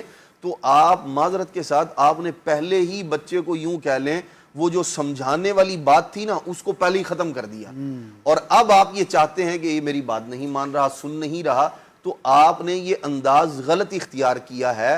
ہمارے بزرگوں کا جو انداز ہے سمجھانے کا، جو نبی پاک علیہ السلام کی جو تربیت ہے، آپ کا مبارک انداز کیا ہے؟ جس نے تنہائی میں سکھایا اس نے کیا کیا؟ اس کو سجایا، سنوارا، اس کے اندر اضافہ کیا اس کی خوبصورتی کے اندر، اور جس نے سب کے سامنے جو ہے وہ اس انداز، اور پھر سب کے سامنے بھی بعض لوگوں کے سمجھانے کا انداز اتنا پیارا ہوتا ہے کہ بندہ کہتے ہے یار یہ بار بار مجھے سمجھائے، ایسا انداز ہے۔ لیکن چونکہ تربیت نہیں ہوتی کمی کی وجہ سے، اب دیکھیں تربیت نہیں ہے تو اس کے مطلب ہے کہ سمجھانا ہی چھوڑ دیں، خود بھی اپنے آپ کو بہتر کرتے رہیں، اپنے آپ کو بہتر کر لیں، بچہ بھی جو ہے وہ آپ کا۔ جی مجھے ایک بات آپ کی بات سے یاد آئی کہ سب کے سامنے بھی سمجھانے کا انداز کیا ہو سکتا ہے۔ ناظرین میں سے بھی ایک تعداد کے لیے ہو سکتا ہے نئی بات ہو، ہم نے بھی کم ہی دیکھی تھی لیکن دیکھی کہ ہمارے ایک استاد تھے، اب ان کا انتقال ہو گیا ہے، منظور احمد فیضی صاحب رحمۃ اللہ تعالی علیہ، تو ان سے ہم نے کچھ پڑھا تھا، بزرگ تھے اور عمر بھی ان کی کافی تھی جب، تو درجے کے اندر بعض طلباء ہوتے ہیں، ظاہر ہے طالب علم کا دور ہوتا ہے، کوئی لیٹ آ رہا ہے، کوئی چھٹیاں کر رہا ہے، تو کسی نے نا ایک اسٹوڈنٹ کی شکایت کی کہ استاد صاحب یہ لیٹ آتے ہیں یا یہ چھٹیاں کرتے ہیں، جیسے ہوتا ہے درجے کا کوئی ناظم ہوگا یا مانیٹر ہوگا، تو نارملی کیا ہوتا ہے کہ ڈانٹا جاتا ہے، ٹھیک ہے، بعض جگہوں پہ تو لوگ مارتے بھی ہیں جو کہ نہیں کرنا چاہیے۔ جو ان کا عجیب انداز تھا، انہوں نے اس طالب علم کو دعائیں دینا شروع کر دی سارے درجے کے سامنے، یا اللہ انہیں علم کا شوق عطا فرما، اچھا سنجیدگی کے ساتھ، اچھا، اور بالکل جیسے ایک تڑپ نہیں ہوتی کہ ایک بڑا چھوٹے کے بارے میں ایک مطلب پریشانی کے ساتھ رب کی بارگاہ میں عرض کر، اچھا اب وہ دعائیں دے رہے ہیں، یا اللہ انہیں علم کا شوق عطا فرما، ان کے دل میں علم سے جو دوری کا جذبہ ہے وہ دور ہو جائے، شیطان کے مکر و فریب سے۔ اب یقین کریں مجھے وہ منظر یاد آتا ہے کہ وہ اسٹوڈنٹ رونا شروع ہو گیا کہ یار میں مطلب سستی کا شکار ہوں گا جبکہ میرے استاد مجھ پر اتنے شفیق ہیں اور دعاؤں سے نواز رہے ہیں۔ وہ دن تھا، پھر اس کو ہم نے کبھی جو ہے وہ لیٹ نہیں دیکھا۔ اب دیکھیں نا یہ کتنا خوبصورت انداز ہے، اور ایسا ناظرین سے اگر میں سوال کروں تو شاید بہت کم دیکھا ہوگا یا نہیں دیکھا ہوگا، شاید یہ بھی کہوں تو غلط نہیں ہوگا۔ تو سب کے سامنے اگر موقع ہے اور ایسی بات ہے جو سمجھائی جا سکتی ہے تو اس کا بھی ایک نمایاں اور بہترین جو ہے وہ انداز ہو سکتا ہے۔ میں یہاں پر امیر اہل سنت کی سینکڑوں مثالیں شاید اگر غور کرنا شروع کریں تو ذہن میں آ سکتی ہیں۔ کیا خوبصورت انداز ہے، مدنی چینل پر بھی ناظرین دیکھتے ہیں، لیکن ظاہر ہے کہ یہاں پہ تو ایک الگ انداز ہوتا ہے، مدنی مذاکرہ ہوتا ہے، مکالمہ ہوتا ہے، کویسچن آنسر کے سیشنز ہوتے ہیں، لیکن نجی جب گفتگو ہوتی ہے، جب چند افراد بیٹھے ہوتے ہیں، یا کسی کو واٹس ایپ کرنا ہے یا کسی سے گفتگو کرنا ہے یا ٹیلی فون پہ سمجھانا ہے، تو اتنا خوبصورت انداز کہ لوگ اس سمجھانے کو لوگوں کو سنا رہے ہوتے ہیں کہ دیکھو مجھے امیر اہل سنت کا میسیج آیا ہے، آپ نے میری یہ غلطی مجھے بیان فرمائی ہے، اور دیکھو میں جو ہے اس کو مطلب سنبھال کے رکھے ہوئے ہوں، کیونکہ وہ انداز ہی اتنا پیارا ہوتا ہے کہ سامنے والے کے دل میں بات اتر جاتی ہے۔ تو سمجھانے والے کا انداز اور جو تربیت کرنا چاہتا ہے اس کا انداز جو ہے وہ بہت زیادہ میٹر کرتا ہے۔ اللہ پاک ہم سب کو توفیق عطا فرمائے، اور پیارے آقا صلی اللہ تعالی علیہ وآلہ وسلم کا یہ انداز کتابوں میں ہے کہ کبھی آپ کوئی چیز دیکھتے جو ناپسند ہوتی تو صحابہ کرام کو جمع کرتے اور بغیر نام لیے، بغیر انڈیکیٹ کیے اس طرح سے فرماتے کہ لوگوں کو کیا ہو گیا یا لوگوں کا حال ایسا ہے، اور پھر اس بات کا ذکر فرماتے جس کی اصلاح کرنی ہوتی، اور پھر درست بات ارشاد فرماتے۔ پردہ بھی رہ جاتا، اچھا وہ شخص وہاں پہ موجود ہوتا ہوگا اور وہ سمجھ رہا ہے کہ یہ کس کو سمجھایا جا رہا ہے، لیکن پردہ بھی رہ گیا، اس تک بھی بات پہنچ گئی، بقیہ تک بھی بات پہنچ گئی اور اصلاح بھی ہو گئی۔ تو یہ جو چیز ہے نا جو عدنان بھائی نے کہی کہ جو ہمارا انداز ہے سمجھانے کا وہ بڑا ہی شیریں ہونا چاہیے، تو پھر آپ دیکھیں کیسے لوگ بدلتے ہیں۔ اسے اگر یوں چند الفاظ میں کہا جائے، سمجھانے سے پہلے اگر سمجھانے والا اپنائیت دے دے جی، اور سامنے والے کو کسی طرح یہ سمجھا دے کہ میں محض تمہارا خیر خواہ ہوں، میں اصلاح چاہتا ہوں. میں اصلاح ہی چاہتا ہوں، مجھے آپ اور اچھے پسند ہیں، میں چاہتا ہوں آپ اور اچھے ہو جائیں. نبی پاک صلی اللہ علیہ وآلہ وسلم کے کئی سارے ایسے انداز روایتوں میں بیان ہوتے ہیں جو تربیت کے لیے بہترین رہنما ہیں. یہ حضرت سیدنا معاذ رضی اللہ تعالی عنہ کو جب ایک چیز سکھانی تھی، تربیت دینی تھی، تو یا معاذ واللہ انی احبک، اے معاذ خدا کی قسم میں تم سے محبت کرتا ہوں، خدا کی قسم میں تم سے محبت کرتا ہوں، یوں فرما کے پھر کہ ہر نماز کے بعد اس دعا کو اپنایا کرو. ایک اور صحابی کے بارے میں کہ وہ کتنا ہی اچھا شخص ہے، وہ کتنا ہی اچھا شخص ہے اگر وہ یہ کام چھوڑ دے. پہلے تعریف کی، اچھا ان تک یہ بات پہنچی تو فوراً انہوں نے عمل کیا. ایسی کئی ساری مثالیں موجود ہیں. پہلے آپ اس کے دل میں یہ جگہ بنائیں اور اس کو باور کرائیں جی کہ میں جو آپ سے بات کہہ رہا ہوں تو میں آپ کا خیر خواہ ہوں. اور اگر آپ نے یہ باور ہی نہیں کرایا تو ظاہر ہے ہو سکتا ہے یہ سمجھے کہ یار پتہ نہیں یہ مجھے کیوں کہہ رہا ہے. نور عالم بھائی کوئی شعر سنانا چاہ رہے ہیں.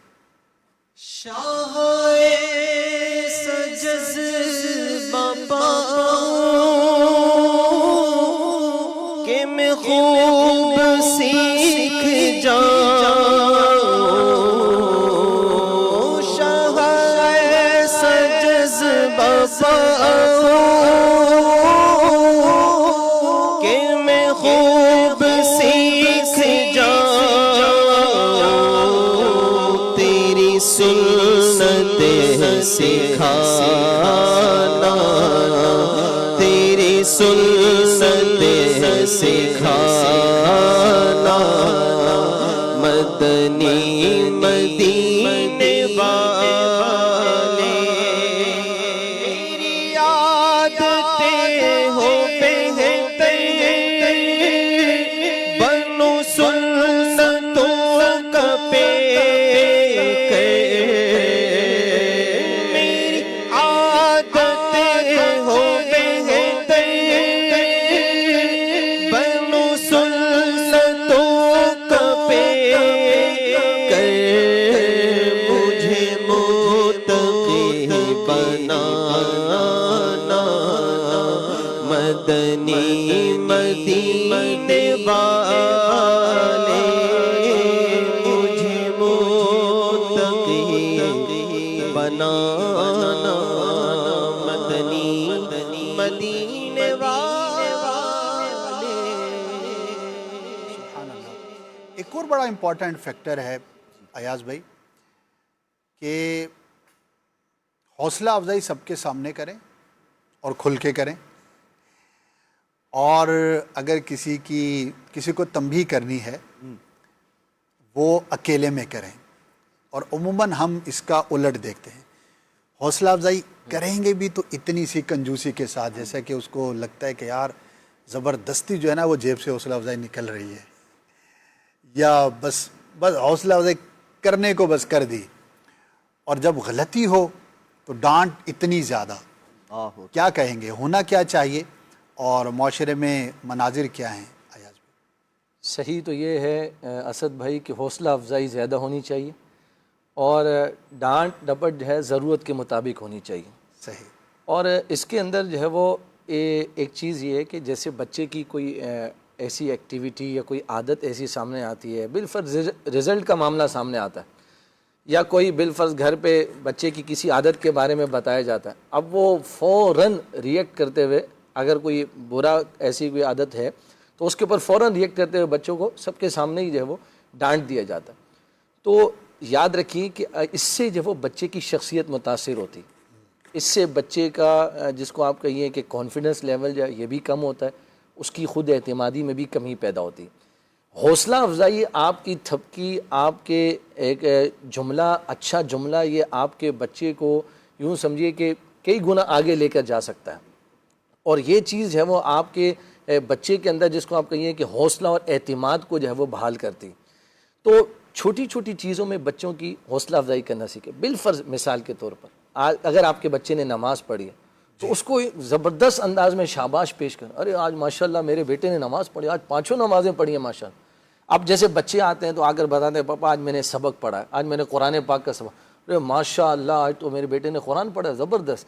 تو آپ کو فلاں چیز جو ہے وہ دلائیں. اسی طرح بچوں کو ایک گفٹ یا چیزوں کی ایک بڑی بچوں کے اندر تمنا ہوتی. حوصلہ افزائی کا ایک انداز یہ بھی ہے کہ اپنے بچوں کو ان کی پسندیدہ چیزیں دے دے کر ان سے کام کروائیں. آپ جو ہے وہ اگر کوئی اپنی پسندیدہ چیز اپنے بچے سے کروانا چاہتے ہیں, آپ چاہتے ہیں میرے بچے کے اندر یہ عادت آ جائے, یہ کام میرا بچہ کرنے لگ جائے, تو بس اوقات یہ بھی ایک ذریعہ ہوتا ہے کہ کچھ بچے جو ہے وہ ان کو اگر کسی انعام کا یا تحفے کا یا اس کا جو ہے وہ لالچ دیا جائے تو وہ کام کرنا شروع کر دیتے ہیں. تو یہ بھی ان کو ٹریک پر لانے کا ایک ذریعہ ہے, اور یہ حوصلہ افزائی بھی ہے. ظاہر سی بات ہے کہ آپ اپنے بچے کو کچھ دیں اور پھر جو ہے وہ اس سے وہ کام کروائیں. تو اس طرح آپ جو ہے وہ چھوٹی چھوٹی چیزوں کے ذریعے اپنے بچوں کو موٹیویٹ کر کے ان کو آگے بڑھا سکتے ہیں. ایک بہت بڑا واقعہ کہیں پہ کتاب میں لکھا تھا کہ ایک شخص تھا بڑی عمر میں, تو وہ معمولی سے کام کرنے میں بھی ہچکچاتا تھا, صحیح.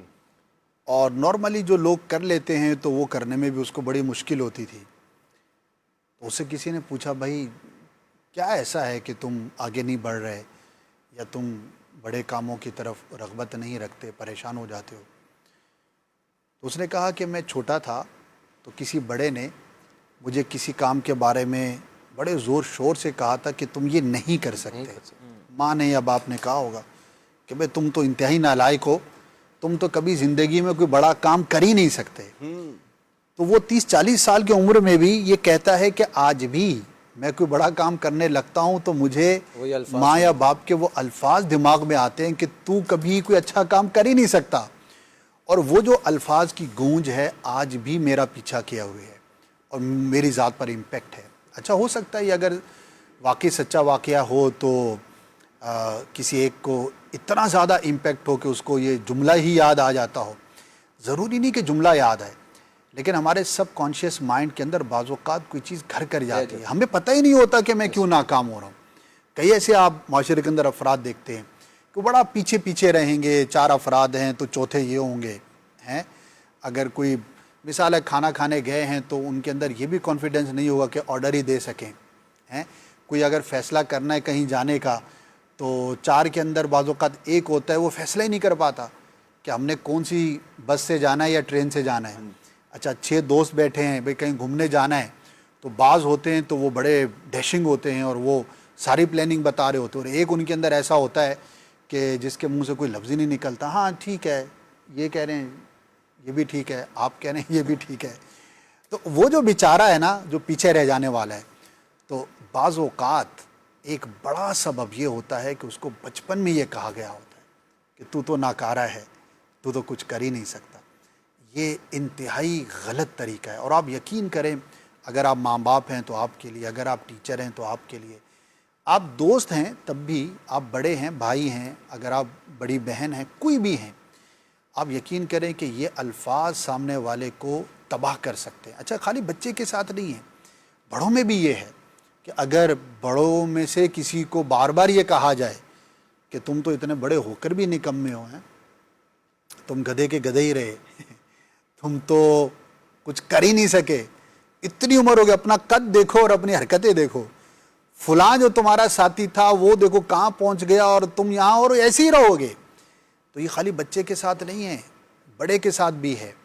تو خدارا اگر آپ کسی کو پروگریسو بنانا چاہتے ہیں, آگے بڑھانا چاہتے ہیں, تو یہ جملے تو زبان پر آنے ہی نہیں چاہیے, اور خاص طور پر چھوٹی عمر کے اندر یہ ڈیمیجنگ ہوتے ہیں.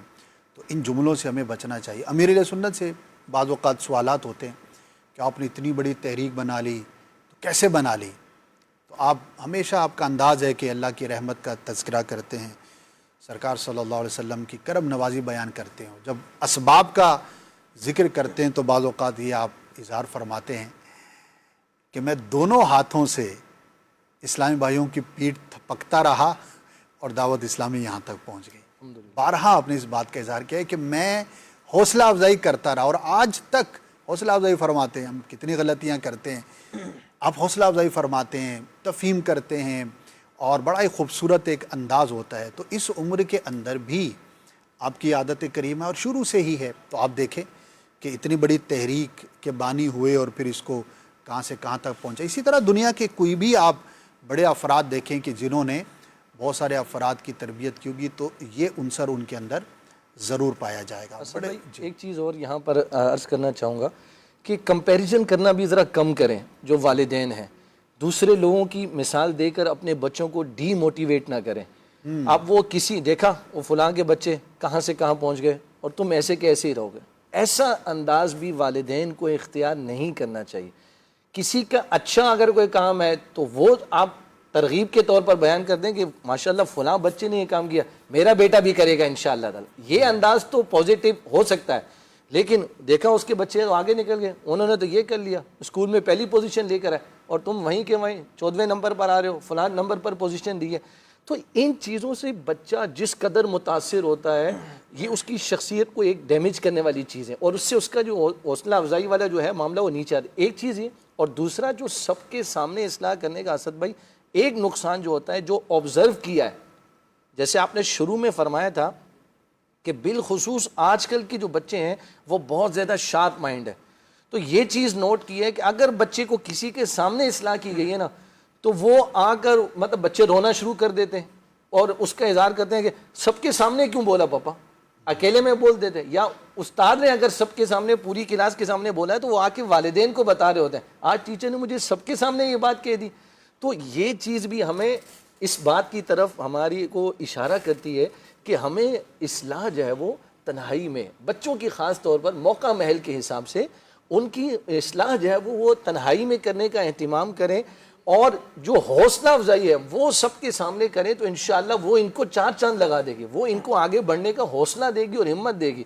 اور اگر سب کے سامنے سمجھائیں گے اور سمجھانے کا انداز اچھا نہیں ہوگا تو اس سے بچوں کی شخصیت جس قدر متاثر ہوتی ہے اور وہ اس کے اپنے ذہن پر اس چیز کو سوار کر لیتے ہیں، اور بعض اوقات یہ چیز دیکھنے میں آتی ہے کہ وہ علم سے دور ہوتے دکھائی دیتے ہیں اسد بھائی، وہ کہتے ہیں مجھے اس ٹیچر کے پاس نہیں پڑھنا، مجھے اسکول نہیں جانا، یا اگر والد یا والدہ کا انداز ایسا ہے تو پھر دیکھا جاتا ہے کہ ان کی اپنائیت میں فرق آنا شروع ہو جاتا ہے۔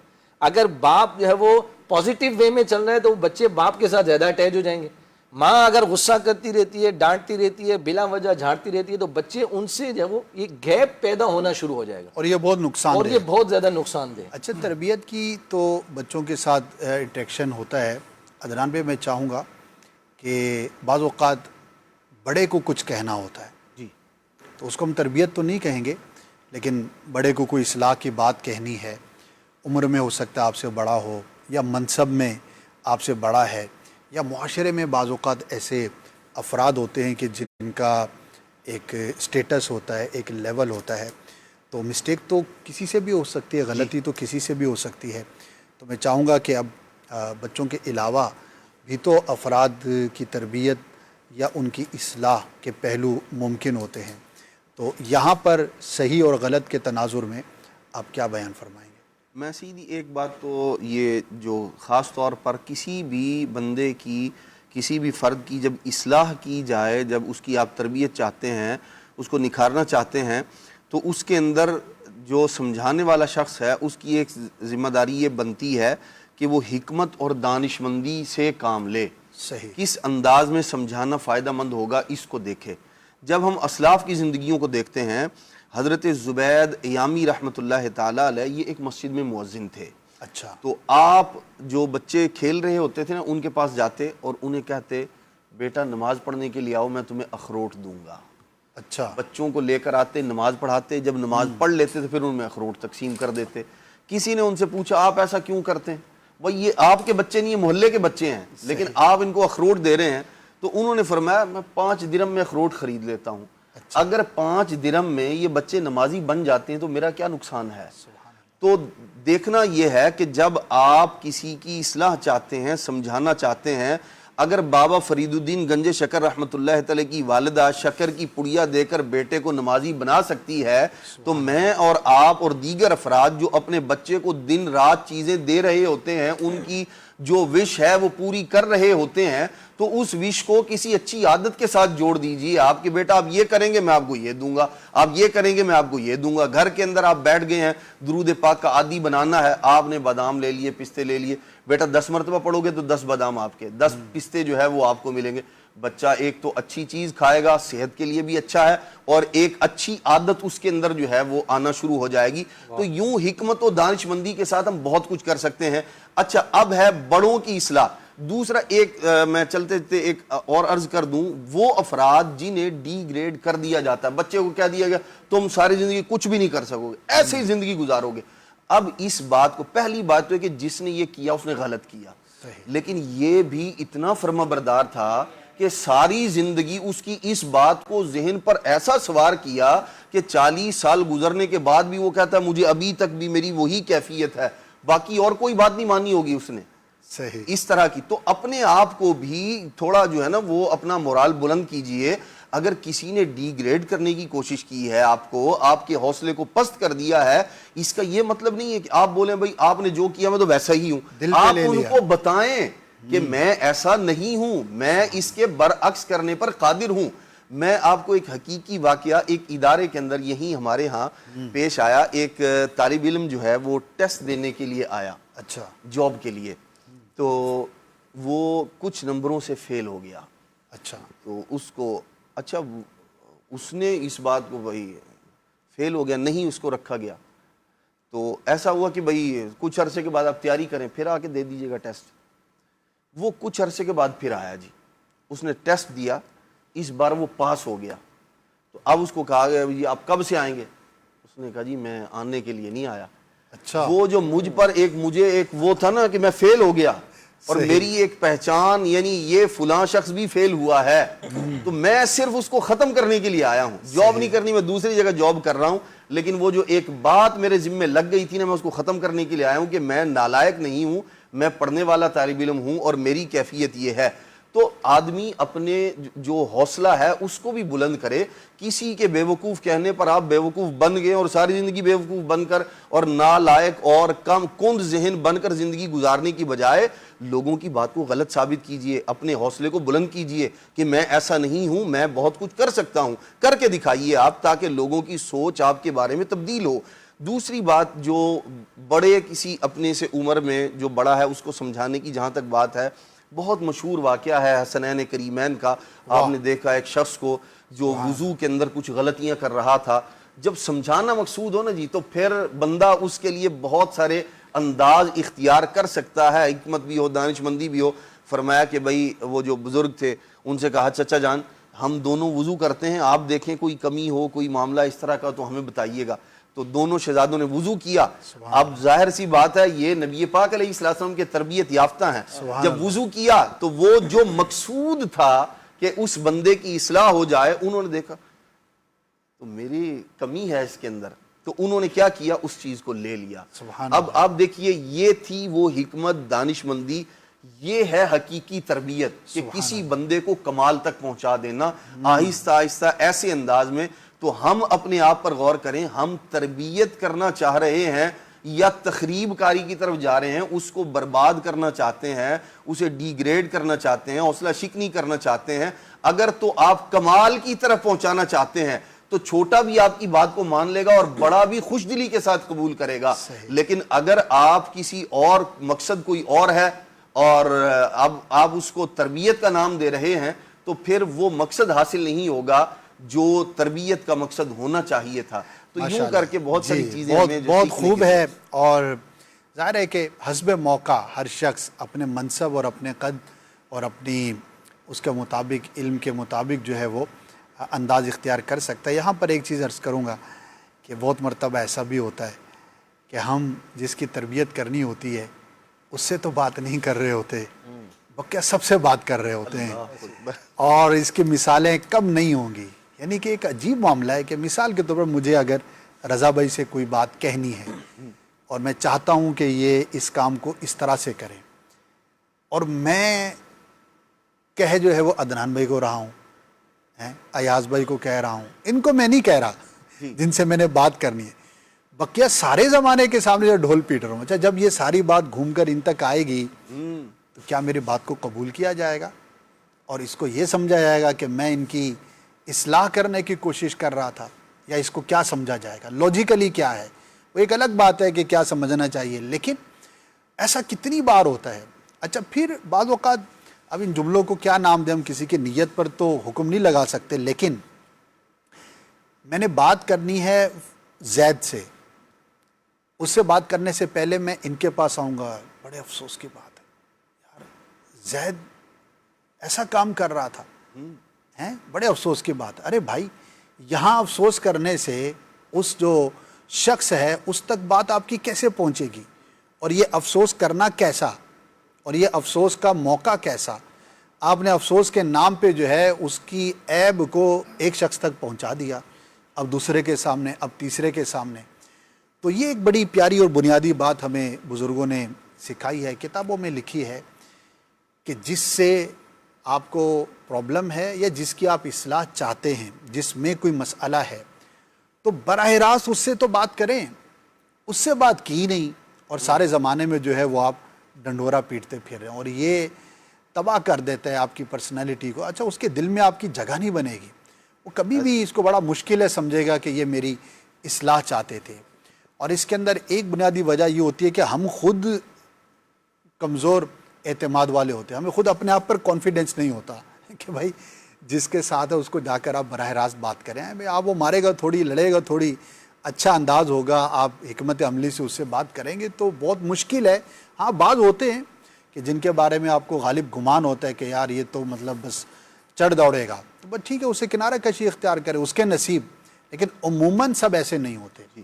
اور اس چیز کو آپ ایک دفعہ تجربہ کر کے دیکھ لیں. اگر آپ نے کہیں اور بات نہیں کی اور جس سے آپ نے بات کرنی اسی سے جا کر بات کی، تو میں سمجھتا ہوں کہ انشاءاللہ ضرور آپ کو جو ہے وہ پازیٹیو اثر نظر آئے گا. اسد بھائی، ایک چیز یہاں پر اور بھی ہے کہ مناسب وقت کا لحاظ رکھنا یہ بھی ضروری ہے. صحیح. کس موقع کے اوپر جو ہے وہ بات کرنی ہے. اب بالفرض اگر کسی بڑے سے کوئی بات کرنی ہے، اب معاملہ ہی اتنا گرم ہے، تو پھر آپ جا کر بات کریں گے تو ظاہر سی بات ہے بات خراب ہونے کا اندیشہ ہے. ذرا سا مناسب موقع کا انتظار کر لیا جائے. اور بڑی خوبصورت بات اسد بھائی ایک جگہ پڑھی تھی کہ بڑوں کے سامنے نا دلائل کے ساتھ ساتھ احترام کو ملحوظ خاطر رکھا جائے. یعنی انہیں جس طریقے سے قائل کرنا ہے اس میں جتنا ہو سکتا ہے احترام کے پہلو کو، مثلا آپ جناب سوری معذرت کے ساتھ میری ذہن میں یہ چیز آ رہی تھی، اگر یوں، یعنی اس طرح کا ایک ماحول بنا کر اور ان جملوں کے ساتھ اور احترام اور ادب کو جتنا ملحوظ خاطر رکھتے ہوئے گفتگو کریں گے تو بڑے انشاءاللہ الکریم بعض اوقات کیا بلکہ بہت مرتبہ دیکھا ہے کہ پھر وہ اس بات کو ایکسیپٹ کرتے ہیں اور چھوٹوں کی حوصلہ افزائی کرتے ہیں، یار آپ نے بہت اچھی توجہ دلائی. ایسا ہی ہے. اور عام طور پر جو بات خراب ہوتی جہاں پر دکھائی دیتی ہے اسد بھائی، اس میں یہی ہوتا ہے کہ بزرگ نے اگر آگے سے تو وہ دلائل دینے، دیکھیں نہیں ہے میں نے فلاں جگہ پڑھا ہے، نہیں ہے فلاں کتاب میں ایسے لکھا ہوا ہے، ایسے لکھا. تو یوں ہم جب وہ دلائل کی طرف جاتے ہیں تو وہ چیز بس اوقات جب دلائل سے ضد پیدا ہوتی ہے. ضد پیدا ہوتی ہے. اسی لیے کہا جاتا ہے کہ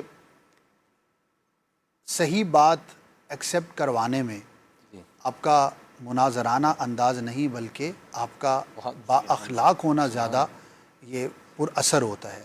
اور لوگ آپ کے قریب آتے ہیں آپ کے اخلاق اور کردار سے.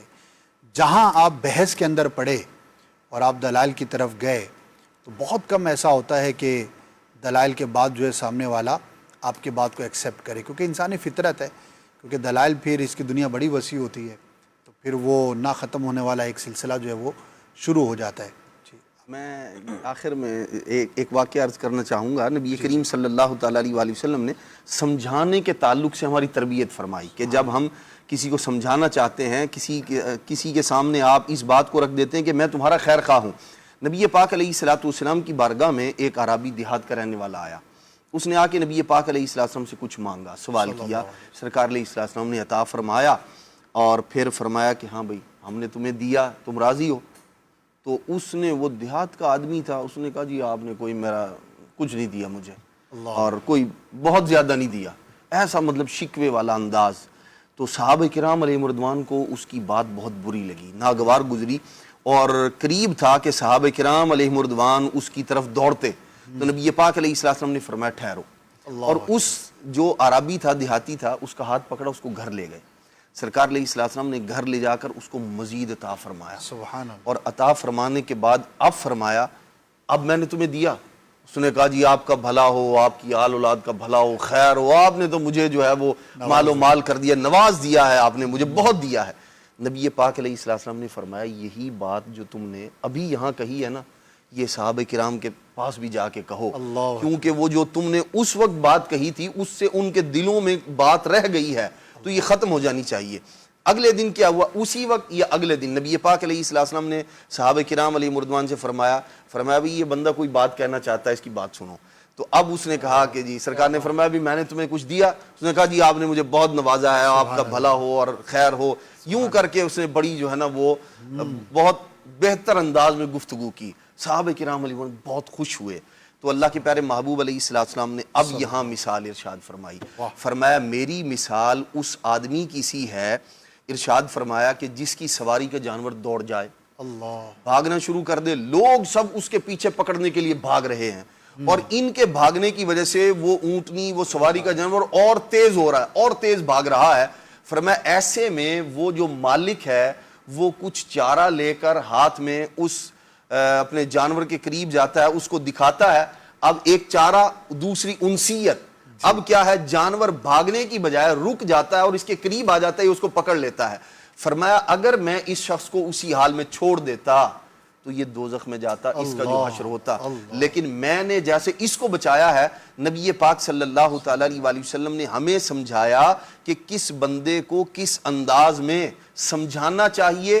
یہ نہیں کہ آپ سمجھانے کا انداز ایسا اختیار کریں کہ معاذ اللہ وہ دین سے ہی پھر جائے، آپ ایسا جو ہے وہ متشددانہ انداز اختیار کریں، بلکہ حکمت و دانشمندی کے ساتھ جب بندہ سمجھاتا ہے تو پھر وہ جو دوزخ کی طرف جانے والا بندہ ہے وہ بھی جنت کی طرف آ جاتا ہے، وہ رک جاتا ہے.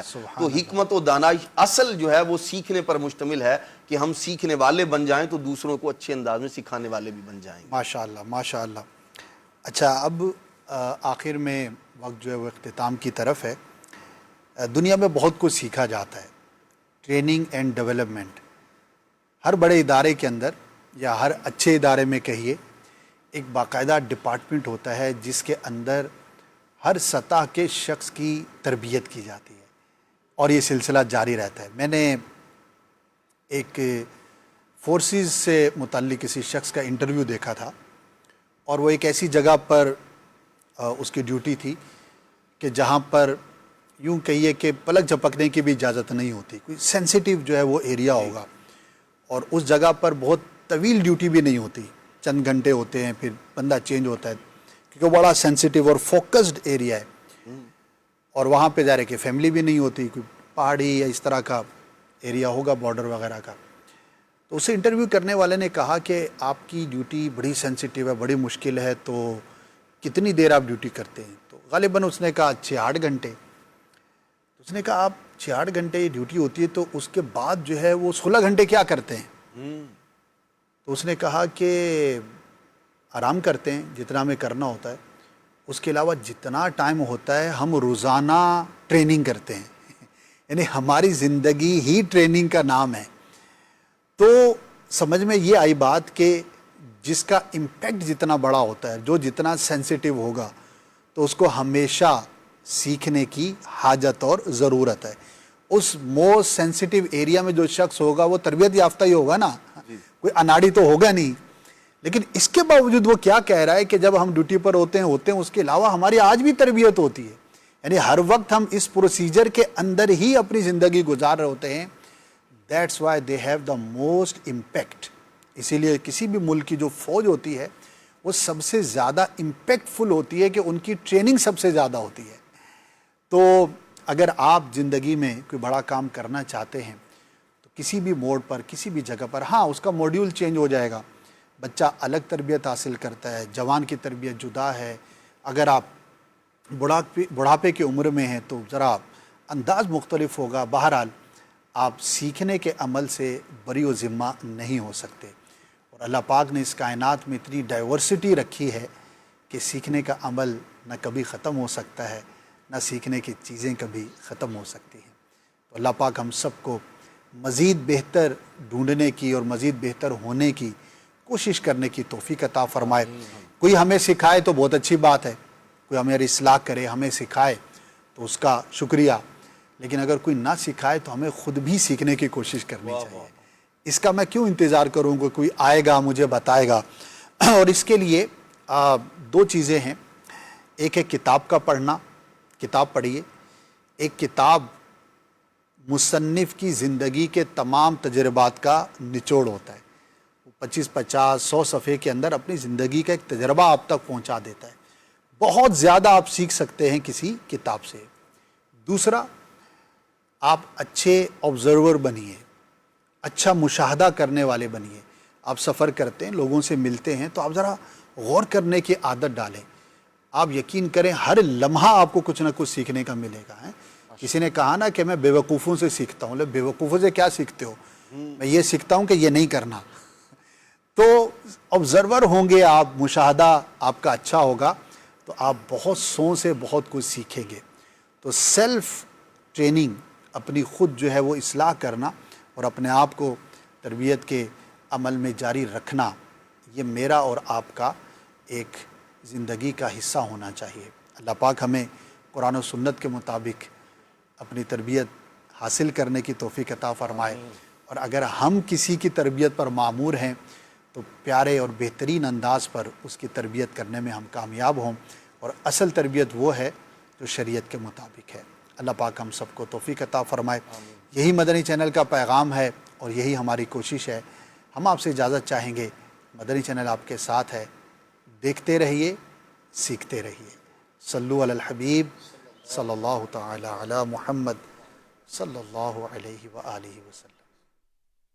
اللہ تیری رحمت ہو عافیت میں رکھنا, غلطی نہ ہو جو پچھتاؤں مجھ کو کیا پرکھنا. اللہ تیری رحمت ہو عافیت